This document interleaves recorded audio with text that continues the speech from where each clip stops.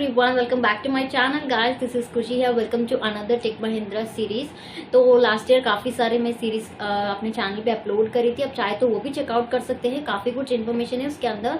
हर एक टॉपिक के ऊपर मैं वीडियो बनाई थी गाइस, सो दैट कुछ लोगों को हेल्प हो सकती है. It might help for them.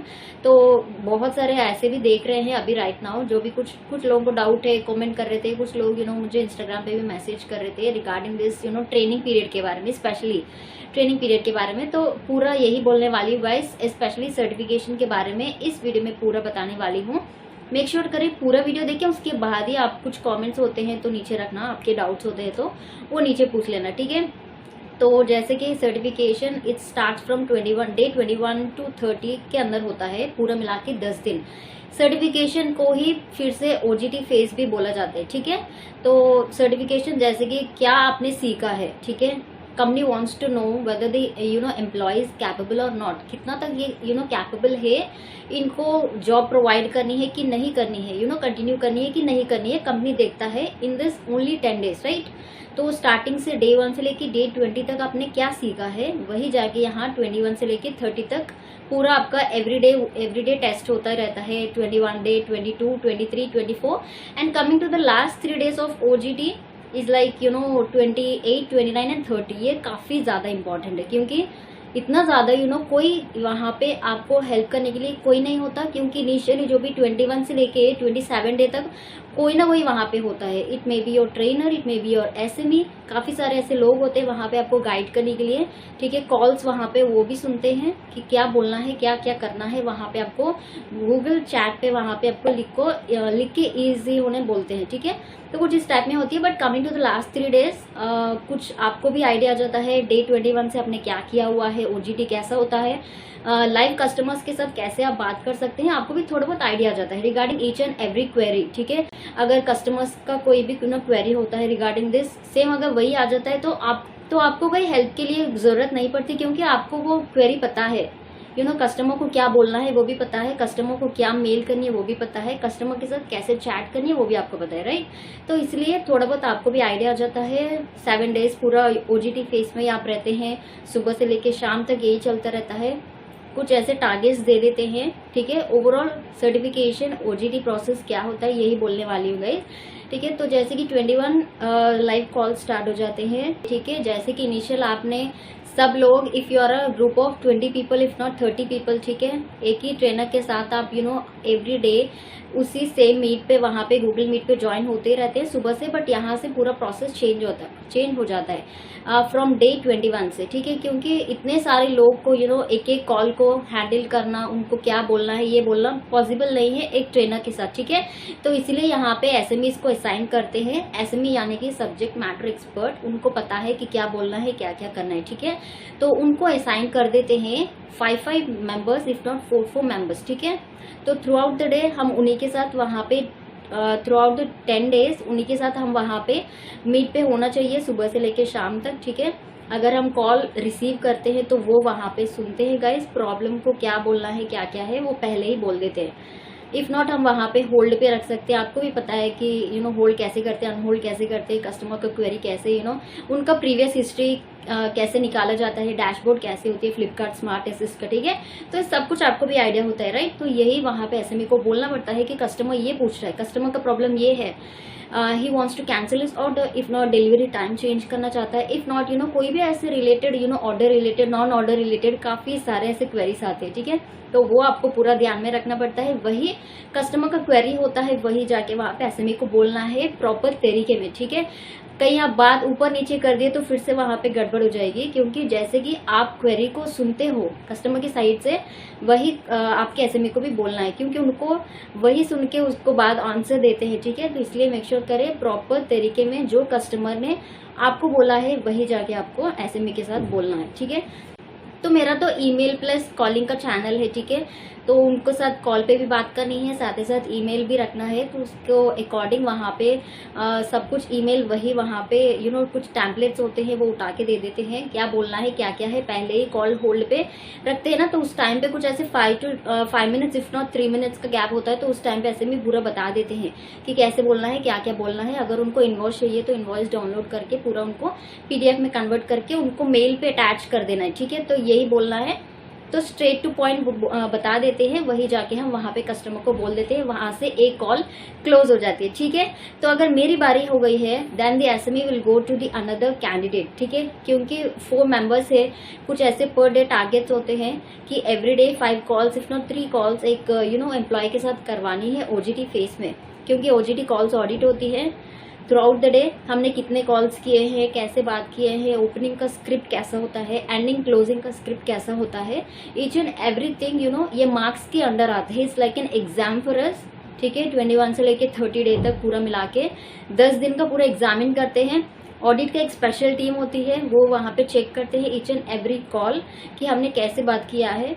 अगर उसमें कोई मिस्टेक्स होता है तो सुबह का एक ब्रीफिंग सेशन होता है, इट्स हार्डली 4 और 30 मिनट्स होती है। वो ब्रीफिंग सेशन ज्वाइन करनी है मस्ट एंड शुड। ठीक है, उसके अंदर पूरा एक एक कॉल कुछ अगर हमारे पास 5 कॉल्स हमने लास्ट एस्टरडे कर रखा है, ठीक है, उसके अंदर कुछ 1 या 2 कॉल्स पिक करते हैं, एक मेरे साइड से। ठीक है, कोई दूसरा होता है तो दूसरा उसका भी 2 कॉल्स पिक किए जाते हैं, इफ नॉट 1 कॉल पिक किए जाते हैं। यहाँ पे मार्क्स का एक शीट होती है एवरीडे, वो चेक किया जाता है। ठीक है, तो यहाँ पे रख देती हूँ, आप यहाँ पे देख सकते हो। कुछ उसमें पॉइंट्स होते हैं, अप्रॉक्सीमेट 7.7 से भी ज्यादा आता है तो वो पास होता है। ठीक है, 6 से इफ नॉट 5 से भी कम आता है तो वो फेल हो जाते हैं। ठीक है, तो कुछ इस टाइप में होता है गाइज, बहुत अच्छा होता है ये पूरा सर्टिफिकेशन का प्रोसेस स्टेप बाय स्टेप। कई अगर एसएमई बिजी होते हैं तो हम जो भी कोलीग्स होते हैं उनके साथ से भी कुछ डाउट्स वहाँ पे पूछ सकते हैं। ठीक है, तो उनको भी थोड़ा बहुत आइडिया होता है तो पता बोल सकते हैं कि क्वेरी को क्या कस्टमर को क्या बोलना है, क्वेरी को क्या सोल्यूशन निकालना है। ठीक है, तो इसलिए मेक श्योर करें जब भी आपके कोलीग्स होते हैं उनके साइड से भी आप वहाँ पे हेल्प ले सकते हो। ऐसे भी नहीं कि कम्प्लीटली आप एसएमई पे डिपेंड ना हो, कुछ वहाँ पे क्वेरी होती है, कस्टमर का क्या प्रॉब्लम है वो अच्छे तरीके से गो थ्रू करिएगा फर्स्ट आपके साइड से।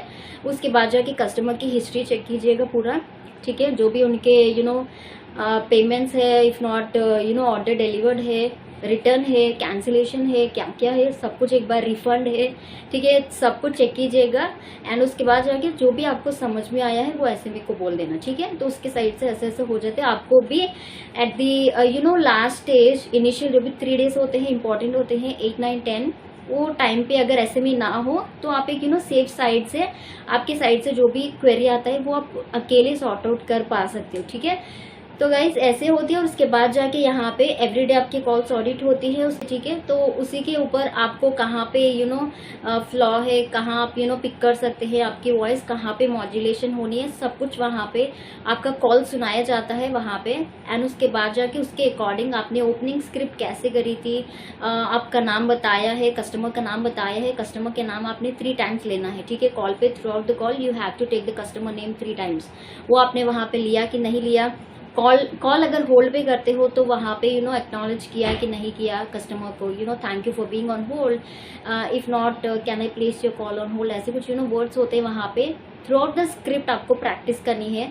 ऐसा भी नहीं है कि आपने वहाँ पे स्क्रिप्ट देखा है और ऐसे कॉल पे बात कर रहे हैं, ऐसा नहीं, आपको पूरा रट्टा मारना है। You have to by heart the script according to the resolution वहाँ पे है वो देना है। सर्वे लास्ट लाइन होती है, वो बहुत इंपॉर्टेंट है। ठीक है, क्योंकि उसी से ही आपका परफॉर्मेंस बेस होने वाला है। 5 स्टार रेटिंग्स देते हैं कस्टमर, क्योंकि कुछ कस्टमर को समझ नहीं आते व्हाट इज सर्वे। ठीक है, तो वहाँ पे फिर से वो क्वेश्चन पूछते हैं कि सर्वे क्या होती है, वी डोंट नो, तो आपको वहाँ पे बोलना पड़ेगा। So you will be getting an email, तो उसके अंदर आपको 1 to 5 स्टार्स होते हैं।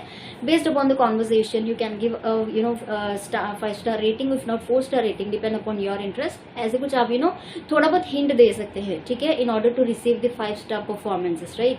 तो ऐसे होते हैं। उसके बाद जाके फिर से क्लोजिंग लाइन होती है, वो भी आपको प्रॉपर तरीके में बोलना है।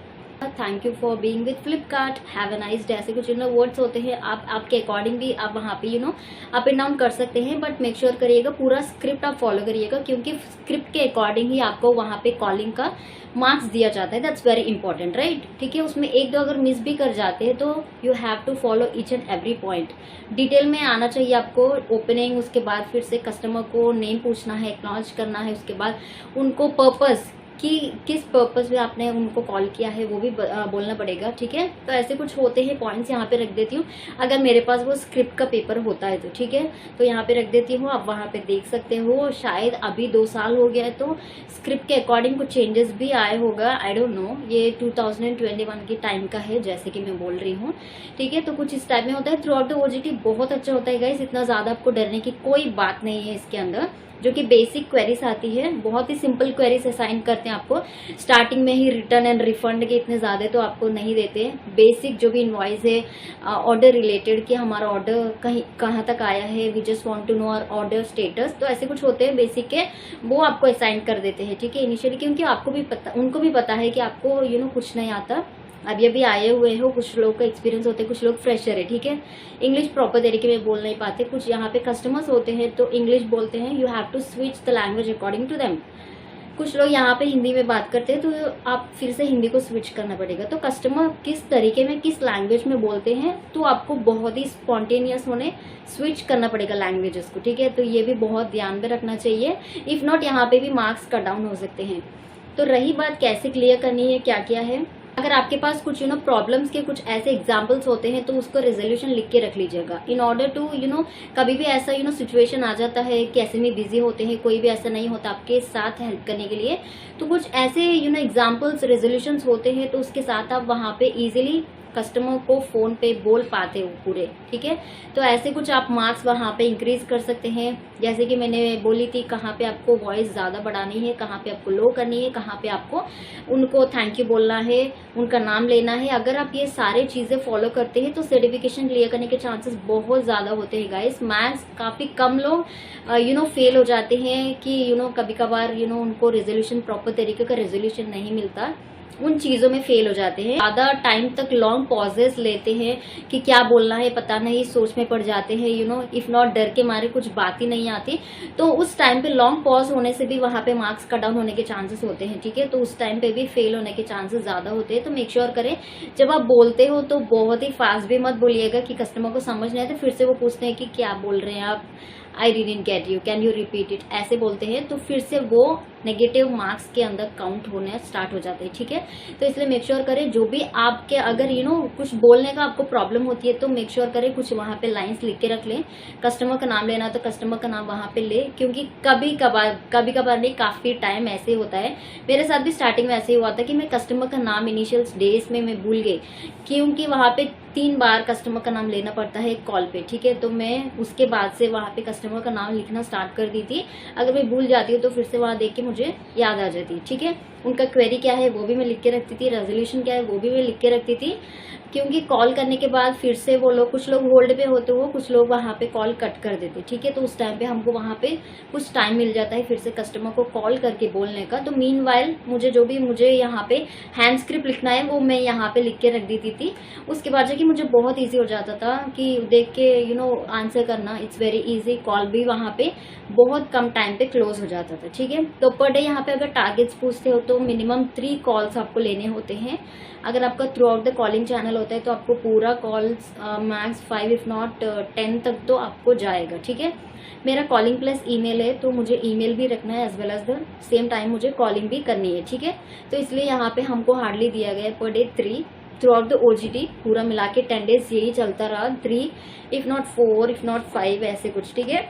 तो यहाँ पे ऑडिट स्कोर्स होती है, everyday morning audit score check किया जाता है। 100 को आपको 80 70 से भी ज्यादा आना चाहिए, सो दैट आप एक पॉजिटिव लाइन पे होते हो, ठीक है। अगर 60 50 से कम होते तो आपका स्कोरिंग भी कम होने के चांसेस होते हैं। वही यहाँ पे कम नहीं देखता है। फ्रॉम 21 to 30 आपने क्या किया है, आपका ऑडिट स्कोर कितना अच्छा है, आपने परफॉर्मेंस कैसा दिया है, क्या किया है। अगर कुछ रेटिंग्स आते हैं तो रेटिंग्स भी वहाँ पे कैलकुलेट किया जाता है, क्योंकि कुछ कस्टमर्स ऐसे भी होते हैं उनको पता नहीं कि हम ओजीटी फेस में है, राइट। कुछ कस्टमर्स अच्छे रेटिंग्स देते हैं, कुछ कस्टमर बहुत खराब रेटिंग्स भी देते हैं। तो based on the ratings also बहुत ही इजीली हमको वहां पे मार्क्स बहुत हाई होने के चांसेस होते हैं। मैक्स ऐसे आप प्रिटेंड करिएगा कि 80 85 इफ नॉट 90 आउट ऑफ पूरा एक ओवरऑल स्कोर होती है पूरा मिला के, ठीक है। तो अगर 70 भी आ जाता है तो वो भी पास 5% के अंदर ही कंसिडर होता है। उसके बाद जाके आप डायरेक्ट ऑन द फ्लोर चले जाते हो, यानी कि आपको जॉब ऐसे मिल गया। इफ नॉट व्हाट इफ अगर आपने फेल हो गए हो for the last 3 days, if not बहुत ही अच्छा रहा मेरा OJT 9 day तक, पर डे 10 में मैं यहाँ पे फेल हो गई तो मेरा क्या हो सकता है। तो guys fail is a fail. यहाँ पे आपने डे 9 में फेल हो गया हो, डे 8 में फेल हो गया हो, डे 5 में फेल हो गया, तो वो फेल का परसेंट 0 आ जाता है, ठीक है। फिर से आपको 3 days के लिए एक्सटेंड किया जाता है। फॉर एग्जाम्पल आपने डे 10 में फेल हो गए, ठीक है, तो आपको फिर से 3 दिन दिया जाता है in order to increase your score, ठीक है। वो 0 हो गया ना तो कम्प्लीटली 0 हो जाता है। एक बार फेल हो जाते हो तो रॉन्ग स्टेटमेंट पास कर दिया हो, इफ नॉट कस्टमर को कोई रेजोल्यूशन प्रोवाइड नहीं किया हो, ऐसे कुछ काफी सारे होते हैं, तो कॉल फेटल हो जाते हैं। Fatal in the sense like completely fail, 0 हो जाता है, आपको 100 out of 0 स्कोर आती है। तो उसको कवर करने के लिए फिर से आपको 3 days एक्सटेंड किया जाता है। उसके अंदर आप फिर से चाहे तो स्कोर को बढ़ा सकते हैं, तो पूरा मिला के ओवरऑल स्कोर जाके फिर से जब आपका सर्टिफिकेशन क्लियर हो सकता है, ठीक है। तो कुछ ऐसे 2 चांसेस दिए जाते हैं। अगर आपने सेकेंड टाइम में भी फेल हो गए तो फिर क्या, तो फिर से आपको ट्रेनिंग डे 1 से स्टार्ट करना पड़ेगा। यहाँ पे आपको कोई स्टाइफंड रिसीव नहीं होगा, क्योंकि OJT क्लियर करने से ही आपको यहाँ पे स्टाइफंड मिलता है द नेक्स्ट डे, ठीक है। तो मेक श्योर करें बैंक डिटेल्स आपको ही वहाँ पे मैन्युअली एंटर करना पड़ेगा। ये पूरा सर्टिफिकेशन क्लियर होने के बाद ही होता है।